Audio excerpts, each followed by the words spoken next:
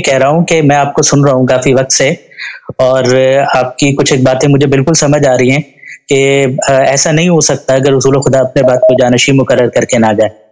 ये बात बिल्कुल समझ आती है। ये भी समझ जी, आती है कि जो कुरान मजीद को जिस तरीके से इकट्ठा करने के लिए हमें जिस तरीके से पढ़ाया गया है कि अबू बकर ने ऐसे किया, उमर ने ऐसे किया, फिर अभी जो कुरान राइज है वो उस्मान के दौर में फाइनलाइज़ हुआ।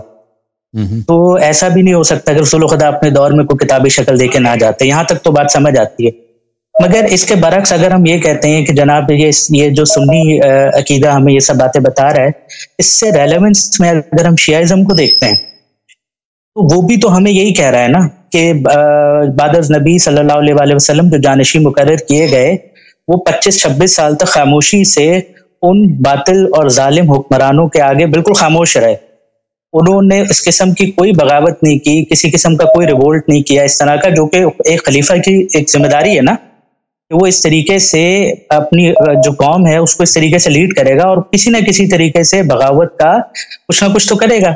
वो भी नहीं हमें नजर आता। फिर आप कुरान मजीद की बात करते हैं कि ठीक है, मान लिया जी तहरीफ हुई है कुरान मजीद में, जैसे मैंने आपके पूरे पूरे मनाजरे सुने उसके ऊपर ना, तो उस तहरीफ के बावजूद शियाइज़्म मुझे ये सोल्यूशन तो नहीं दे रहा ना कि मुझे कुरान दे दे मुकम्मल, ना शियाइज़्म मुझे ये सोल्यूशन दे रहा है कि मुझे दौरे हाजिर में एक इमाम से कनेक्ट कर दे। देखे मेरे भाई, अभी पहली बात यह है कि उन्होंने रिवोल्ट क्यों नहीं किया, ये एक सवाल है। दूसरा सवाल यह है कि जो कुरान मजीद जो है वो अगर ये कुरान नाक़िस है तो पूरा कुरान कहाँ है, ये दूसरा सवाल है। ये एक सवाल नहीं है। पहले सवाल के जवाब पहले ले लें आप। ये बात बिल्कुल गलत है कि अहले बैत अलैहिस्सलाम खामोश रहे। तो अमीरुल मोमिनीन अलैहिस्सलातु वस्सलाम खामोश नहीं रहे। हमारे कुतुब में हज़रत ज़हरा सलामुल्लाह अलैहा का खुतबा है कि किस तरह उन्होंने अबू बकर उमर की और खुलफा की तकफीर फरमाई अपने खुतबे में, और फरमाया कि आप सब सहाबा के उन्होंने शदीद तरीन अल्फाज में मजम्मत, और ये सिर्फ शिया ने रिवायत नहीं की है। इब्न तैफूर बगदादी ने अपने किताब बलागातुन निसा में एक सनद के साथ नहीं 3-4 असानीद के साथ उसने नकल किया है।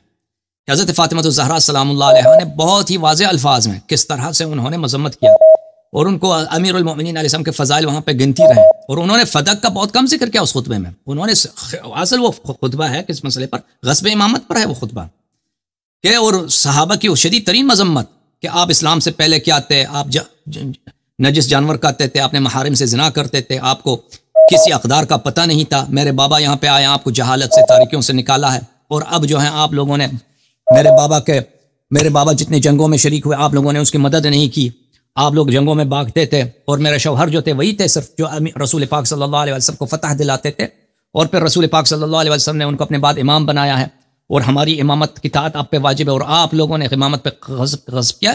उनका खुतबा है। अमीरुल मोमिनीन अलैहिस्सलातु वस्सलाम के कई खुतबे हैं अपने। अमीरुल मोमिनीन अलैहिस्सलातु वस्सलाम के मुख्तलिफ इस्तिदलालात हैं, और सिर्फ वो नहीं, दूसरे सहाबा भी हैं। 10-12 सहाबा हैं जिन्होंने अबू बकर के खिलाफत के दूसरे दिन मस्जिद नबी सल्लल्लाहु अलैहि वसल्लम में खड़े होकर उन्होंने खुतबे दिए और फरमाया कि आप लोग जो कर रहे हैं ये बिदअत है। हमने रसूल पाक सल्लल्लाहु अलैहि वसल्लम से और वादा किया था कि हम उनकी इताअत करेंगे। और फिर अमीरुल मोमिनीन अलैहिस्सलातु वस्सलाम सब अंसार के घरों में गए, मुहाजिरीन के घरों में गए, हज़रत फ़ातिमा ज़हरा सलामुल्लाह अलैहा को साथ लेकर, और इमाम हसन इमाम हुसैन अलैहिस्सलातु वस्सलाम को अपने साथ लेकर मुख्तलिफ रात को जाते थे उनके घरों में, को याद दिलाते थे कि अच्छा हसन भाई, मैं अगर इसमें थोड़ा सा ऐड करूं जी, मैं ये जो आप तारीखी वाक़यात बता रहे हैं, ये भले आप खिलाफत व मलूकियत हो, अल इमामत वल सियासत हो, तारीख़ तबरी हो, ये सब पे पढ़ चुका है। मैं अगर शियाइज़्म की तरफ आना चाह रहा हूँ ना, तो मैं कोई वो उस मौलवी की तरह का मौलवी नहीं हूँ जैसा अभी आपने ऑनलाइन कॉल पे आपके साथ था। मैं तहकीक करके बड़ी जिसको कहते हैं ना चीज़ों को पढ़कर मैं इस तरफ राग़िब हुआ हूँ और मैं इसमें दाखिल होने की कोशिश कर रहा हूँ।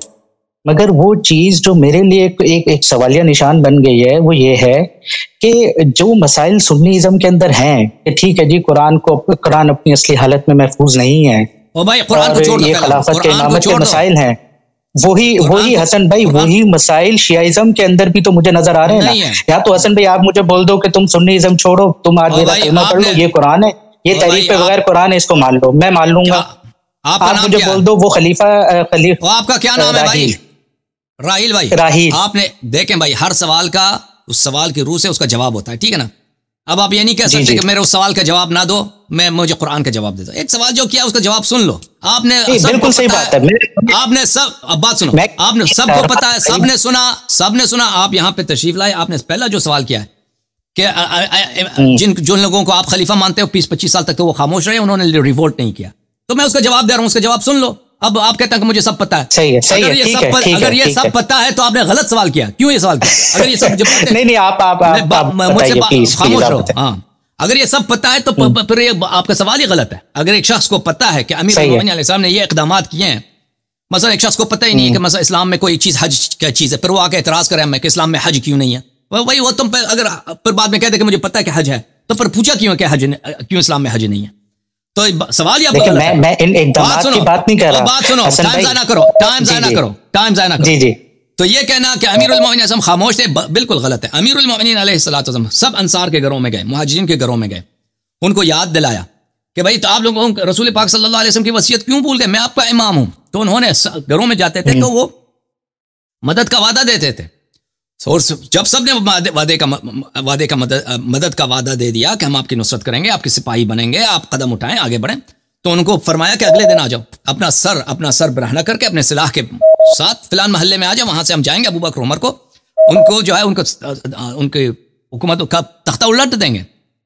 अगले दिन जब आए तो कोई नहीं था वहां पर, सिर्फ 4 आदमी थे। तो अमीरुल मोमिनीन अलैहिस्सलाम ने कहा कि अब जो है इस हालत में जब कोई मेरे अंसार नहीं है और सब अरब जो है अबू बकर उमर के साथ हैं, इनके खिलाफ लड़ना खुदकुशी करने के मुतरादिफ है। यही 3-4 आदमी जो मेरे पास हैं ये तो कत्ल हो जाएंगे, मेरे अहल खाना भी शहीद हो जाएंगे और मैं भी शहीद हो जाऊंगा, और फिर इस्लाम की कोई चीज़ बचेगा ही नहीं। नबी करीम सल्लल्लाहु अलैहि वसल्लम के सारे तालीमात बातिल हो जाएंगे। तो ये कहना कि उन्होंने तलवार की नहीं उठाया, आपको खुद पता है पूरी तारीख में जहां भी अभी पाकिस्तान की हुकूमत है, ओ भाई सुन लो जी, हिंदुस्तान की हुकूमत है, चाइना की हुकूमत है, रशिया की हुकूमत है, यहां बहुत सारे लोग हैं कि अपनी हुकूमत को नाजायज मानते हैं। कम नहीं है इन मुल्कों में, ईरान की है या इराक की है, अमेरिका, बहुत सारे लोग हैं अपनी हुकूमत को नाजायज, लेकिन वो तलवार नहीं उठाते, फौजी कार्रवाई नहीं करते। क्यों नहीं करते? इसका मतलब यह है कि वो अपनी हुकूमत को जायज मानते हैं? नहीं, वो अपनी हुकूमत को जालिम मानते हैं, नाजायज मानते हैं, खाइन मानते हैं, चोर मानते हैं। दुनिया की हर हुकूमत में जाएं यही होता है। लेकिन उनमें से कितने लोग हैं जो वहां पे बगावत करेंगे, तलवार उठाएंगे? वो बहुत ही कम, नादिर शाज होता है। किस लिए नहीं करते? क्योंकि उनको पता है कि हम कुचल जाएंगे, इस काम का फायदा नहीं है। इसका ऐसा काम करें जो खुदकुशी के मुतरादिफ हो। 20 आदमी के साथ मसलन कोई पाकिस्तान फौज के खिलाफ बगावत करे कि तुमने इमरान खान का हक जाया किया, आप नाजायज काम कर रहे हो, वो क्या होगा उसके साथ? वो यही होगा कि वो खुद 20-25 आदमी वो सब जेल में चले जाएंगे हमेशा के लिए, उनके अहल खाना भी जेल में चले जाएंगे। तो इसलिए नहीं करते लोग। इसी तरह दुनिया के मुख्तलिफ मुल्कों में ये जो जमात उमरिया की ये जो बात है कि अमीरुल मोमिनीन अलैहिस्सलाम ने क्यों तलवार नहीं उठाया, तुम दुनिया में देखो क्या हर जगह यही होता है कि कोई किसी हुकूमत को सही नहीं मानता तो उसके खिलाफ तलवार उठाता है, असलाह उठाता है? नहीं, इस तरह नहीं है। हजरत मूसा अलैहिस्सलाम से ज्यादा बहादुर कौन है? वो नबी है, नबी है, ठीक है ना। और उस फिरऔन से जालिम ज्यादा कौन जालिम है? कोई जालिम नहीं दुनिया में फिरऔन से ज्यादा, ठीक है ना। वो फिरऔन की उसने क्या जराइम किया? वो बनी इसराइल के छोटे छोटे बच्चों को ज़िबह करता था, छोटे बच्चों का। अभी दुनिया में बच्चा, काफिर का भी बच्चा दुनिया में आया ना, उसका जुर्म नहीं होता, उसका हक नहीं आप उसको कत्ल करें। बच्चा अभी दुनिया में आया, 1 दिन का बच्चा, उसको ज़िबह करता था वो मलऊन। वो खुद खुदाई का। मूसा अलैहिस्सलाम ने तलवार उठाया? नहीं उठाया। मूसा अलैहिस्सलाम यही बेचारे हमेशा ख्वाहिश करते थे कि बनी इसराइल को यहां से जाने दो, बनी इसराइल को जाने दो।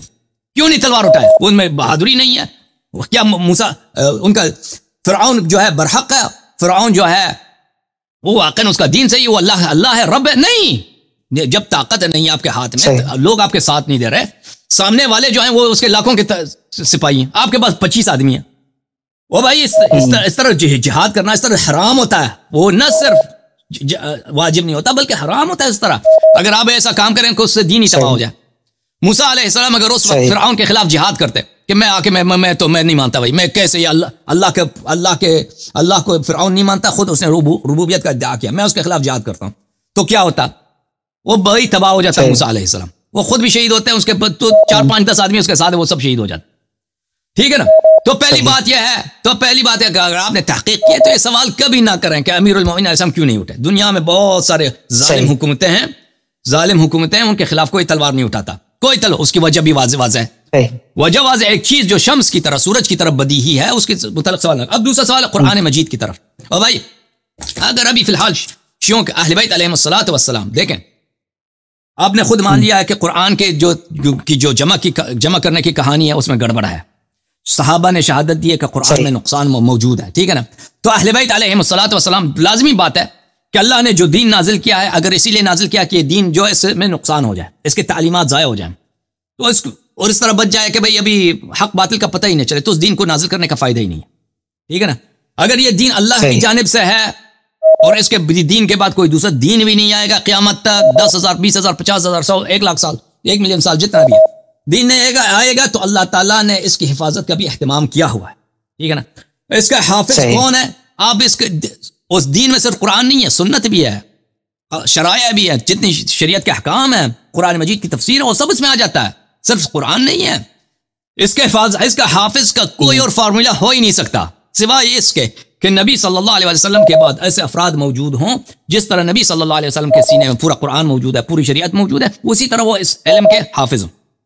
अगर आप इसको मानते हैं तो अहले बैत अलैहिस्सलातु वस्सलाम अगर इन बातों को जाहिर कर देते कि भाई ये फिलान सूरे में ये आयत है, उसमें अबू बकर की कुफ्र है, तो आप क्या समझते हैं कि वो लोग मान लेते हैं? मुसलमान जो आम माशरा था वो मान लेते हैं। आज अभी आपने प्रोग्राम देखा, मौलवी साहब आए थे, मैंने कुरान की आयत दिखाई कि ये आयत, इसमें अल्लाह ताला ने बाज अफराद को सफीह बोला है, जाहिल, गुमराह बोला है। सही। और फिर मैंने दिखा दिया कि ये वो अफराद कौन थे, वो बुखारी, निसाई, सही तरीन अहादीस से मैंने साबित कर दिया। वो नहीं मान रहा था, मान रहा नहीं माना, वो कहता मैं नहीं मानता।